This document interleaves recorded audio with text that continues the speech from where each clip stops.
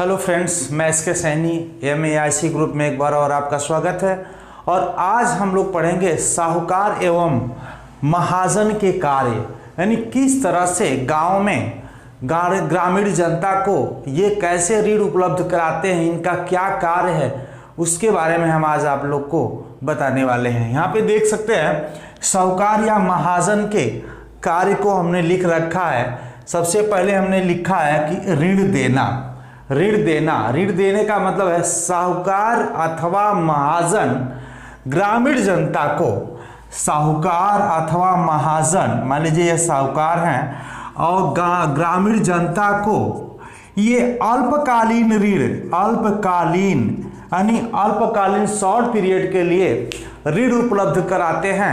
ये उत्पादक एवं अनुत्पादक दोनों प्रकार के ऋण उपलब्ध कराते हैं। यानी गांव में जो जनता रहती है ये इनको उत्पादक और अनुत्पादक दोनों प्रकार की यह ऋण उपलब्ध कराते हैं। कौन? ये साहूकार, महाजन, देसी बैंकर्स, बनिया आदि जो होते हैं, ये लोग ग्रामीण जनता को अल्पकालीन एवं उत्पादक और अनुत्पादक दोनों प्रकार का ऋण उपलब्ध कराते हैं। हमने बताया उत्पादक ऋण वो ऋण होता है जब हम किसी ऋण को किसी उत्पादन कार्य के दृष्टिकोण से अगर लेते हैं तो उसको हम उत्पादक ऋण कहते हैं। जैसे अगर हम कृषि कार्य हेतु लिए या किसी दुकान के लिए लेते या कोई छोटे मोटे प्रोडक्शन के लिए ले तो उसको हम बोलते हैं उत्पादक ऋण। अनुत्पादक ऋण वो ऋण होता है जहां पे किसी प्रकार का कोई प्रोडक्शन नहीं होता है। ऐसे ऋण केवल उपभोग कार्यों के लिए, जैसे मान लीजिए घर में शादी हो, विवाह हो, मान लीजिए मुंडन संस्कार हो, मृत्यु भोज हो और अनेक बीमारियां हो या कोई त्योहार हो या कोई आकस्मिक ऐसा कार्य पड़ गया हो जो उपभोग कार्य के दृष्टिकोण से वो संपन्न होना है, तो ऐसे कार्यों के लिए जो ऋण लिया जाता है उसको हम बोलते हैं अनुत्पादक ऋण, नॉन प्रोडक्टिव फाइनेंस। यानी इसमें किसी प्रकार का कोई प्रोडक्शन शामिल नहीं होता है, उपभोग कंजप्शन के लिए लिया जाता है, यानी कि हम प्रयोग के लिए लेते हैं। इसको हम बोलते हैं इसको बोलते हैं उत्पादक अनुत्पादक। यानी हमने कहा कि ऋण देना यानी जनता को, ग्रामीण जनता को साहूकार महाजन अल्पकाल के लिए उत्पादक एवं अनुत्पादक दोनों प्रकार के ऋण देते हैं। और इनके ऋण देने का जो तरीका होता है वो बहुत सरल होता है और जनता की सुविधा के अनुसार से, यानी जनता जिस प्रकार से ऋण की जो राशियां हैं वो उसकी समय अवधियां हैं कम या अधिक करवा सकती है। यानी ऋण आपको देना है तो उसकी जो धनराशि है कम भी करवा सकते हैं, ज्यादा भी करवा सकते हैं। समय अवधि 5 साल का भी ले सकते हैं, 2 साल का भी ले सकते हैं। उसमें कोई बहुत ज्यादा प्रेशर नहीं है बैंक की तरह। तो इस तरह से हमने देखा ऋण देने का काम साहूकार महाजन जनता को किस प्रकार से करते हैं। इसी के अंतर्गत हम देखेंगे हाथ उधारी। हाथ उधारी का मतलब क्या होता है, इसको हम आपको जानने का प्रयास करते हैं। साहूकार अथवा महाजन ग्रामीण जनता को, कुछ ऐसी भी जनता होती जो बहुत विश्वसनीय होता है और उसका जो क्रेडिट गांव में बहुत अच्छा होता है, तो ऐसे व्यक्ति को, यानी जो साहूकार, देसी बैंक, महाजन होते हैं, गांव में कुछ ऐसे लोग होते हैं जो बहुत विश्वसनीय होते हैं, इनका जो क्रेडिट है बहुत अच्छा होता है। हाथ उधारी का मतलब है तो ऐसे व्यक्तियों को बिना किसी जमानत के, बिना किसी लिखा पढ़ी के ऋण दे देते हैं साहूकार। ये साहूकार उनको ऋण दे देते हैं, इसी को हम बोलते हैं हाथ उधारी। लेकिन ये साहूकार जो होता है ऋण को नोट करता है, अपने पास नोट कर लेता है कि हमने इस व्यक्ति को 2000 का ऋण दिया है। हाथ उधारी, जैसे मैंने कहे तुरंत और कहे सर हमको थोड़ा सा ऋण दे दीजिए, 2000 रुपये की जरूरत है, तो तुरंत हमारा क्रेडिट इतना अच्छा है, ना किसी डॉक्यूमेंट्स लिखवाने की जरूरत है, ना किसी सिक्योरिटी की जरूरत है, ना किसी गवाह की जरूरत है, हमें तुरंत फाइनेंस कर देता है। इसी को बोलते हैं हाथ उधारी। लेकिन वो अपनी बही खाता में जरूर नोट करता है कि मैंने आपको 2000 रुपये का फाइनेंस किया है, ऋण दिया है। तो इस तरह से हम देखते हैं हाथ उधारी। नेक्स्ट आपका आता है गिरवी रख करके, ये गिरवी रख करके भी हम आपको बता दें, ये जो साहूकार होते हैं अन्य व्यक्तियों को गिरवी रख करके, यानी हम कह सकते हैं कि गांव में जनता जो है उनके पास, जैसे मान लीजिए उनके पत्नियों के पास सोने के गहने हैं, आभूषण जेवरात और कुछ ऐसी वस्तुएं हैं जिनके आधार पे वो ऋण दे देते हैं, इसी को हम बोलते हैं गिरवी रख करके। यानी ये साहूकार जो है, अगर इनके पास कोई मान लीजिए सोने का कोई सामान है, चांदी का कोई सामान है, कोई जेवर है, यानी गहना है, तो ये क्या करते हैं, इनके पास धरोहर के रूप में रख देते हैं। और ये अगर इसकी जो वैल्यू है अगर 10,000 रुपया है तो कम से कम ये 8,000 रुपया 7,000 रुपया इनको ऋण के रूप में दे देते हैं। यानी इसकी सिक्योरिटी के आधार पे ये इनको ऋण देते हैं, इसी को हम बोलते हैं गिरवी रखना। यानी जो साहूकार बनिया है वो आपसे सिक्योरिटी के रूप में कुछ अपने पास रख लेता है और उसकी वैल्यू से कम वैल्यू, माने उससे वैल्यू से कम ऋण आपको प्रदान करता है, इसको बोलते हैं हम गिरवी रख करके। नेक्स्ट है रहन रख करके, जिसको गांव में इसको रेहन के भी नाम से जानते हैं, रेहन के नाम से भी जानते हैं। जैसे क्या होता है, रहन का मतलब होता है महाजन, जो साहूकार होते हैं गांव में भूमि मकान यानी अचल संपत्ति, यानी ये लोग क्या करते हैं, अगर आपके पास मकान है तो मकान को अपने पास इनको रहन रख दिया जाता है। मान लीजिए आपके पास खेत है, तो खेत इनके पास हम गिरवी रख दिए। और मान लीजिए आपके पास कोई भूमि का टुकड़ा है तो भूमि भी हम इनके पास गिरवी रख करके, अगर हमें ज़रूरत है, जैसे मकान रखे, अगर मकान की 1 लाख की वैल्यू है तो अगर हम चाहते हैं तो 80,000 रुपया तक का हम इनको कर्ज इनको दे देंगे। तो इस तरह से अगर भूमि की जो वैल्यू है, प्रोडक्शन की वैल्यू है, उस हिसाब से, या कृषि की जो वैल्यू है, तो इस तरह से रहन रख करके, यानी हम कह सकते हैं ग्रामीण जनता को महाजन साहूकार उनकी अचल संपत्ति, भूमि भवन मकान और कृषि से संबंधित कुछ ऐसी वस्तुओं को अपने पास गिरवी रख लेते हैं, रहन रख लेते हैं, उस पे प्रयोग भी करते हैं और उसका भुगतान कर देते हैं, मतलब उस पे उनको कर्ज दे देते हैं। और जैसे ये कर्ज इनको रिटर्न करते हैं वैसे इस पे से अपना अधिकार ये समाप्त कर लेते हैं। यानी जैसे ये सब रहन रखा जाएगा तो साहूकार के अधिकार में जाएगा, मकान का प्रयोग साहूकार करेगा, कृषि का प्रयोग साहूकार करेगा, भूमि का प्रयोग साहूकार करेगा। आपका अधिकार यहां से समाप्त हो जाता है। आप जब इतनी धनराशि इनको पास रिटर्न करेंगे तब ये आपको अधिकार मुक्त कर देंगे और आपको ये सामान दे देंगे। इसी को हम बोलते हैं रेहन रख करके, प्रतिज्ञा पत्र लिखवा करके, जिसको हम बोलते हैं प्रमोशरी नोट। हमने आपको बताया था प्रमोशरी नोट क्या होता है, प्रतिज्ञा पत्र लिखवा करके। यानी अगर ये साहूकार हैं और ये मान लीजिए एक कर्जदाता हैं तो इनसे क्या करता है, ऋणी से एक प्रतिज्ञा पत्र लिखवाता है, प्रमोशरी नोट लिखवाता है और इनके सिग्नेचर भी करवाता है। कभी कभी गवाहों के भी इस पे सिग्नेचर करवा देता है प्रतिज्ञा पत्र पे, और उसके बाद इस प्रतिज्ञा पत्र के आधार पे ये क्या करता है, इनको फाइनेंस कर देता है, इनको लोन दे देता है। तो इस तरह से हम कह सकते हैं कि प्रतिज्ञा पत्र लिखवा करके उस पर रसीदी टिकट भी लगवा देता है, ऋणी से उस पर सिग्नेचर भी करवाता है और उस पर गवाह से भी सिग्नेचर करवा देता है और उसके बाद उनको फाइनेंस कर देता है, उनको ऋण देता है। तो इस तरह से हम कह सकते हैं कि गांव में जो साहूकार महाजन है वो ग्रामीण जनता को प्रतिज्ञा पत्र लिखवा करके भी ऋण देने का काम करता है। नेक्स्ट है रुक्का लिखवा करके, ये भी एक आपको नया लगा होगा, रुक्का लिखवा करके। आपको हम रुक्का का भी आपका वर्णन करते हैं। इसमें क्या होता है, महाजन ऋणी को रसीद लिखवा करके उस पर रसीदी टिकट लगा करके उस पर हस्ताक्षर करवा लेता है एवं रसीद में ब्याज दर और अन्य शर्तों को भी उसमें मेंशन करता है। यानी हम कह सकते हैं ये साहूकार जो है इस व्यक्ति से एक रसीदी मतलब ऋण जो है रसीदी ऋण लिखवा लेता है, यानी क्या कर सकते हैं रसीद लिखवा लेता है।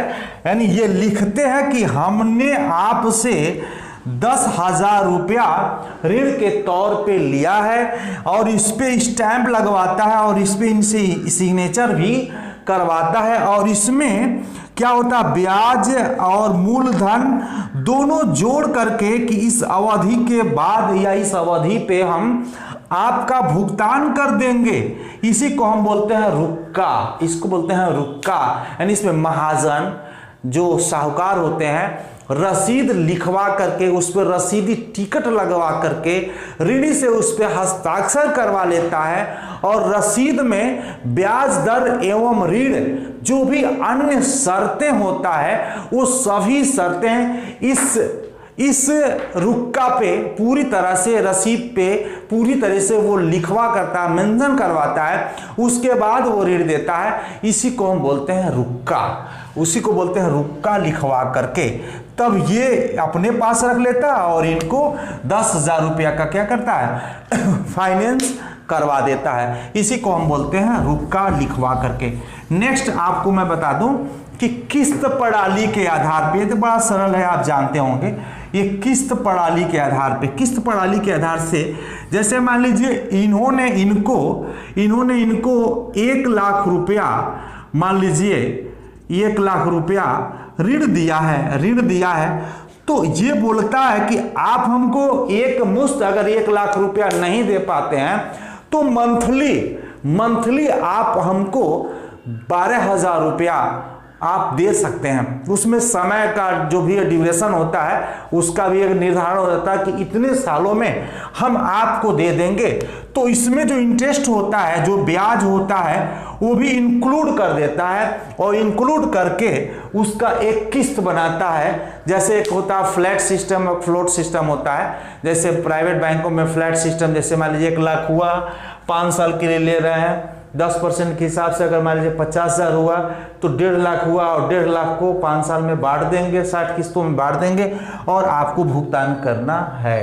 तो इस तरह से ये क्या करते हैं साहूकार, इसमें ब्याज इंक्लूड करके और कितने दिनों में आप देना चाहते हैं तो आपको उतने महीनों से भाग दे करके उतना आपको एक किस्त बना देते हैं, और आप किस्त इनके पास किस्तों में आप क्या करिए भुगतान करते रहिए। आज तो बहुत ये पॉपुलर हो चुका है, युवाओं को आकर्षित करने के लिए मोबाइलें भी किस्त पे दिया जा रहा है, टीवी भी किस्त पे, यानी बाजार में जितने तरह के इलेक्ट्रॉनिक उत्पाद है वो सभी भी आपको किस्त में मिल सकता है। गाड़ी मोटर सब कुछ आपको किस्त में मिल सकता है। तो इस तरह समझ सकते हैं किस्त प्रणाली के आधार पे भी साहूकार एवं महाजन ग्रामीण जनता को ऋण उपलब्ध कराते हैं। एक चीज और है, बही में लिख करके क्या है, बही में हर व्यक्ति का एक बही खाता होता है, उस पर पूरा डिटेल होता है कि हमने किसको कितनी धनराशि दिया और कितनी धनराशि हमको वापस मिला। डेबिट और क्रेडिट जो आप पढ़ते होंगे अकाउंट में वो सब बना करके। यानी इसमें क्या होता है, रसीद टिकट लगवा कर ऋणी से हस्ताक्षर करवा करके और ऋणी को ऋण उपलब्ध कराता है और बही में उसका मेंशन कर देता है। उसी को हम बोलते हैं बही में लिख करके किसी व्यक्ति को ऋण देना, इसी को बोलते हैं। दस्तावेज के आधार पे भी आप जान सकते हैं कि आपके पास कोई न कोई दस्तावेज है, सिक्योरिटी पेपर्स है, उसके आधार पे ये क्या करते हैं आपको ऋण उपलब्ध कराते हैं। जैसे कोई भी दस्तावेज, जैसे मान लीजिए हम कभी कभी बैंक में जाते हैं तो वो बोलता है कि आपके पास क्या है, एफडी है क्या आपके पास, नहीं है सर। LIC है तो नहीं है सर, तो आपको हम फाइनेंस नहीं करेंगे।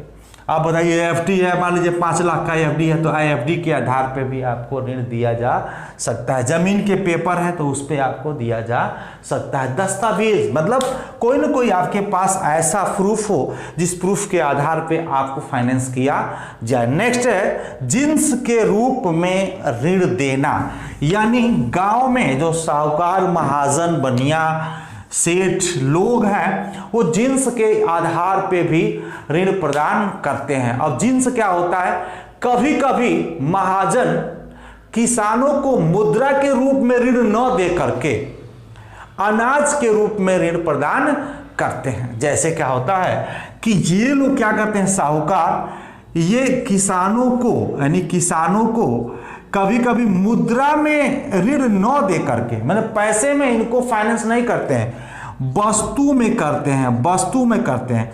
जैसे मान लीजिए फसल इनको दे दिए, मान लीजिए अनाज फसल क्या कह सकते हैं, अनाज कह सकते हैं। जैसे मान लीजिए चावल दे दिए, गेहूं दे दिए, मसूर दे दिए, तिलहन दे दीजिए, दलहन दे दिए। इनके पास की खेती भी होता है और बहुत तरह के इनकम के स्रोत होते हैं, ये बहुत सारे सामान इनके पास होता है। तो ये क्या करते हैं, इनको ऋण के रूप में दे देते हैं और इसमें सवैया ड्योढ़ा का प्रयोग किया जाता है। यह इसमें सवैया और ड्योढ़े के हिसाब से इसका प्रयोग किया जाता है। तो इसमें अगर जैसे मान लीजिए अगर आपको 40 किलो चावल इन्होंने दिया है, इन्होंने 40 किलो चावल आपको दिया है, तो सवैया के आधार पे और ड्योढ़ा के आधार पे एक साल में कितना किलो बनता है। अगर 60 केजी बनता है तो जैसे ही समय अवधि पूरा होगा तो ये किसान इनको 60 किलो चावल क्या करेगा, रिटर्न करेगा। गेहूं होगा तो गेहूं रिटर्न करेगा, आटा होगा मतलब दलहन होगा तो दलहन रिटर्न, माने जो वस्तु लेगा उसी को हम बोलते हैं जिन्स के रूप में ऋण प्रदान करना। यानी जो साहूकार महाजन है ग्रामीण जनता को जिन्स के रूप में भी ऋण प्रदान करता। तो आपको समझ में आ गया होगा। जैसे ही किसान का फसल तैयार होता है तो किसान क्या करता है, तुरंत सबसे पहले उस साहूकार महाजन बैंक बनिया का वो फसल बेच करके या फसल जो जिस रूप में लिया होगा उसको तुरंत रिटर्न करता है। इसी को हम बोलते हैं जिन्स के रूप में। कृषि उपज को बेचने में सहायता। देखिए किसानों के पास पर्याप्त संसाधन न होने के वजह से, किसानों के पास पर्याप्त संसाधन न होने के वजह से ये क्या करते हैं, कृषि उपज को बेचने में सहायता। यानी कहते हैं कि आप हमको अपना फसल दे दीजिए और हम मंडी में बेच करके आपको पैसा रिटर्न कर देंगे, जिसके वजह में हमें कुछ इसमें से धनराशि या हमको कुछ भाड़े किराए और वर्क के रूप में चाहिए। ऐसा भी करते हैं। नहीं तो कहते हैं कि आपको अगर बाजार ले जाने में असुविधा हो रही है, आप नहीं बेच पा रहे हैं, तो मुझे दे दीजिए, ये सारा फसल मुझे दे दीजिए और मुझसे क्या करिए, आप पैसा ले लीजिए इस फसल का, हमसे जो मुद्रा है वो पैसा ले लीजिए। तो ये क्या करते हैं, अपने पास फसल को स्टोर कर लेते हैं और पैसा इनको देते हैं। जैसे इनके पास ज़्यादा होता है, इनके पास साधन होता है और साधन पे लाद करके ये मंडी को ले जा करके बेच देते हैं। इससे भी इनको एक अच्छा इनकम जनरेट होता है। तो इस तरह से हम देख सकते हैं कि ये जो है बहुत तरह से काम करते हैं गांव में। नेक्स्ट आपको देख सकते हैं अन्य व्यापार, इनके साथ साथ अन्य व्यापार भी करते हैं, जैसे दलहन, तिलहन, मसाला और अन्य कपड़े, अन्य प्रकार की जो गांव में आवश्यक चीजें हैं उस तरह की वस्तुओं का भी व्यापार करते हैं। घूम के भी करते हैं, शहरों में भी अपना स्थापित दुकान करके करते हैं। तो इस तरह से इनका अन्य व्यापार है, सट्टे का भी काम करते हैं, यानी सट्टा भी लगाने का काम करते हैं। तो इस तरह से इनको आय की जरिया बहुत ज़्यादा है और आय की जरिया इनके पास अधिक होने के वजह से अपनी आय का प्रयोग इस ग्रामीण जनता को ऋण के रूप में देने का